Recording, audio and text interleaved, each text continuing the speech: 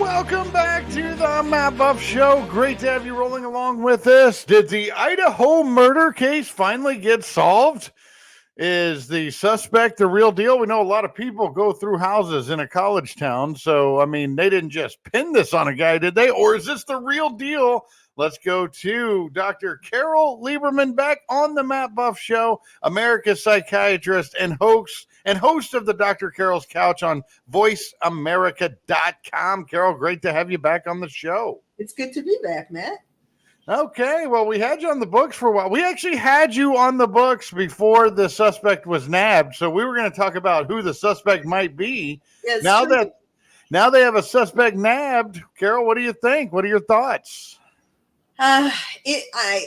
First of all, his parents, of course, want you to believe and want you, that he's innocent until proven guilty, and of course, everybody is. But it is looking pretty definite that he is the real deal. As a psychiatrist, he is just an incredible study in himself. Not all murderers are that fascinating, really. I mean, you could always look into their background. I always love looking into their family and explaining how they got to be this way. And that's the one part with Brian that we don't really know very much about his family yet, but we know a lot of other things. The most interesting thing to me, and I actually said this, I put my foot in it. Well, I mean, it is turning out to be true, but I said from the very beginning that he was an incel. I committed to that diagnosis, so to speak. And yes, everything that we know about him since then, it goes along with that. An incel is a man who has a lot of rage towards women because he feels entitled to, just like other men, to having sex with women, to having relationships, dating them, marrying them, and so on. And they are men who have not had luck with women, who have been rejected by women from the beginning of their, starting to date and so on. And they have built up this rage, the more unlucky, so to speak, that they have been with women. And there are chat rooms online for incels, and they feed each other's hate, each other's rage towards women. And so, and we know about him and some of the things that we found out about him that go along with this. It's not really a diagnosis as in the DSM, the Diagnostic and Statistical Manual, but this characterization of him, let's just say. In fact, when he was in high school and he would try to talk to women, ask them out and so on, they rebuffed him. And they rejected him and they threw things at him. They bullied him, not just, didn't want to go out with him. And so that started it. And then he hasn't had much luck since then. There's a brewery in Pennsylvania where he has tried to talk to the women who work there, and all the women call him creepy, and they can tell this. I mean, it's not so that that incels start out they aren't necessarily all ugly or other kinds of unlikable things, but the more they get rejected, the creepier they get, because the angrier they get. And all of that can be felt by anybody, notably women who they talk to. Well, there's a lot of nerdy guys out there that can't get women. We understand that, but they don't go on murder sprees. That is true. We're talking about Brian Kohlberger, and his lawyers put out a statement, Carole, that he's eager to be exonerated. They called his interview bright and awkward. And you're describing someone who's awkward with women, but what do you make about what his lawyer's saying and his demeanor upon arrest? Well, okay, I'll get to that in a minute. I know it's a little confusing for people to understand how just being rejected by women could make a guy so angry that he could kill 4 college students. Yes. Yeah. But it is because of this subculture And because these men feel as though they are never going to get a woman, and they feel it's totally unfair, they call the women who are, attractive and popular and so on, just like the women in the Idaho group, amongst the poor women, and they call them Stacy's, and they call the guys who are popular and who get these women Chads. And so these 4 college students were Stacy's and Chads. Yeah. And it's because these incels feel so hopeless. They feel that they're so angry that other men are getting them. And the best example of an incel is Elliot Rodger, who committed the killing spree at the University of Santa Barbara, UC Santa Barbara, in 2014. Remember that? He went on a spree. He was stabbing them. He was killing them with shooting them, and he was running them over with his car. And so that all the incels really, he's like the holy grail of incels. Now, to get to your question, and so he was stalking. We know now that he was stalking these 4 students, and poor Kaylee actually had said that she had a stalker. And that's going to be very interesting to see who dropped the ball in terms of doing something to protect her and the rest of them. But anyway, this fellow's 28 years old, Carole. I mean, 28 years old. He's almost 10 years older than these victims. Yeah. I mean, that's just weird. That makes it even more weird if he is the guy that did this. He's so desperate with women, he's going after college students now. That just seems a little weird, too. Well, these were very particularly attractive and particularly popular and particularly, doing well in school. And they were very special. I mean, they stood out on campus, I'm sure. Just in themselves, even not to incels. So, but to get to your question, do you mean the part where when he was arrested, where he said, "Did you get anybody else? Did you arrest anybody else?" That is an interesting, statement. Yeah, that is. It could be just that he was hoping, he wanted to find out to see if just how much trouble he was in. Are there other people under suspicion too, or do they really think it's him? Also, it could be that, he had someone who helped him in some way, and he wanted to know if that person got arrested and told the police about him, or it could be that he's trying to set up a psychiatric defense, like a dissociative personality, a dissociative identity disorder.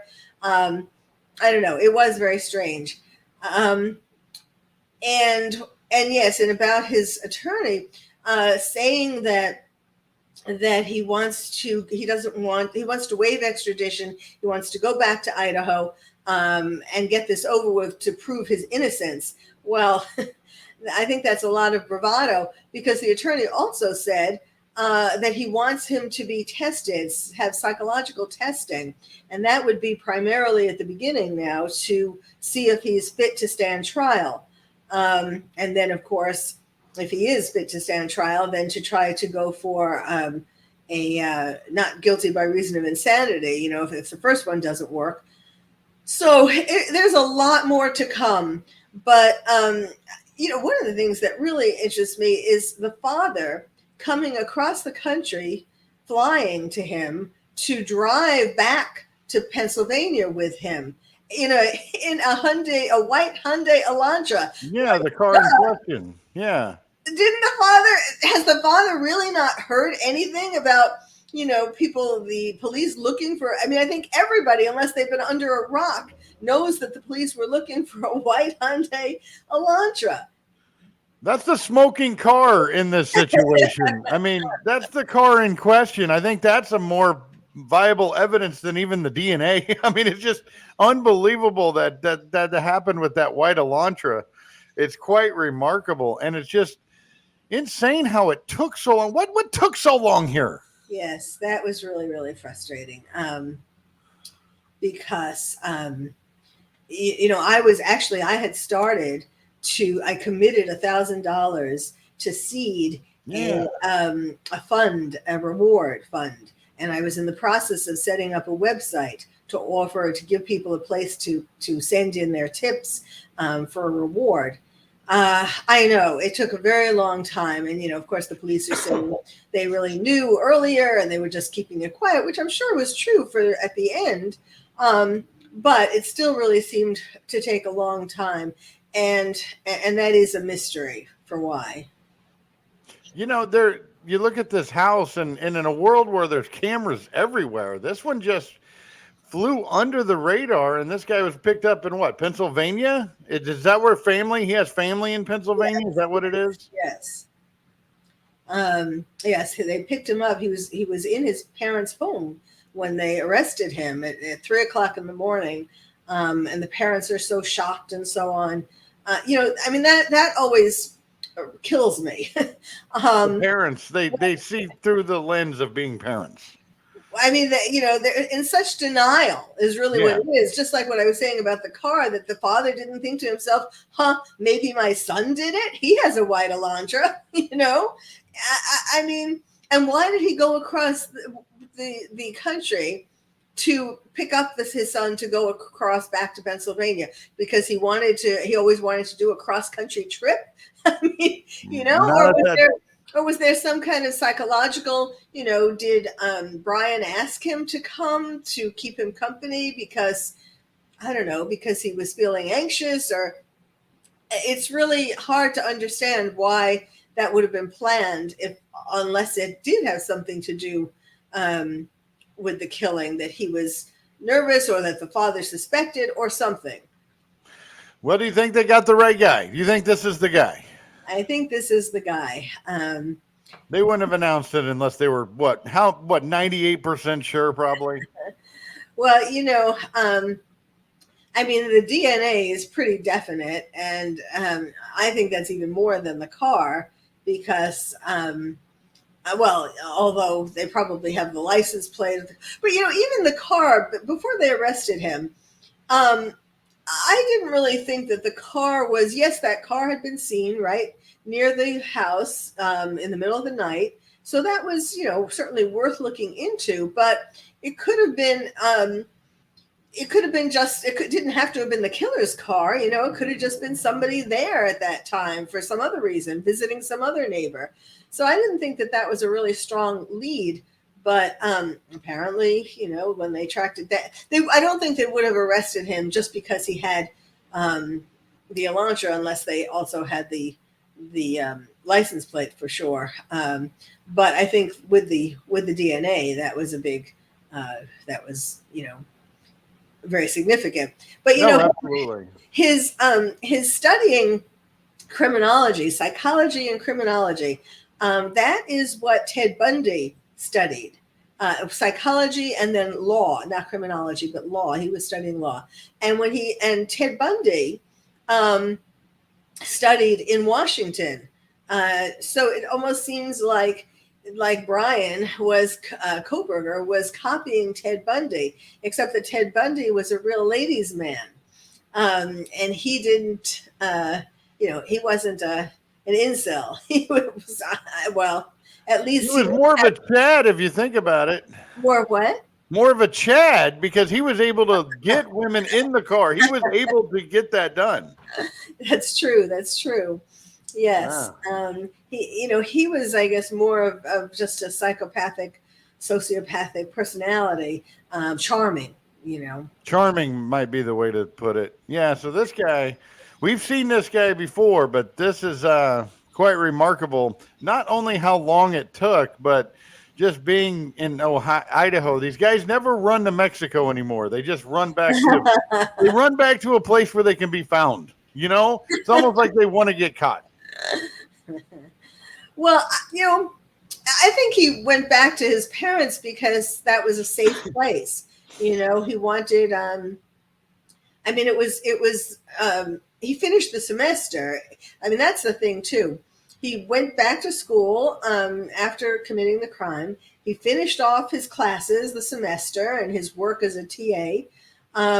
And some of his classmates are saying that he was more animated and chatty after the crimes. And I had said, I was writing up something for an article, and I wrote about how you could recognize the killer, how his personality would change after the killing. And I Yeah. wrote that he would be chattier and more animated, more lively, because he would feel so proud of himself that he accomplished the killing of these Stacy's and Chad, that he'd be more animated, happier, that he had accomplished something that was really important to him. Well, we'll follow the case, and I want everybody to check out Carole Lieberman on Twitter. That's where she posts this, and what she's saying is true. You can see that she was talking about this before they even caught the guy. She was talking about these specific things that have become true about his behavior and attitude. And Carole, your Twitter, Dr. Carole MD, right? Right, but it's DrCarole MD. It makes the difference how you spell it, guys, because there's a lot of Carols out there, but there's only one Dr. Carole Lieberman. Thank you so much for joining us on the show, and keep up the great work. We'll follow this case with you. Thank you, Matt. Okay, sounds good. We'll be back on the Matt Buff Show. You stay with us.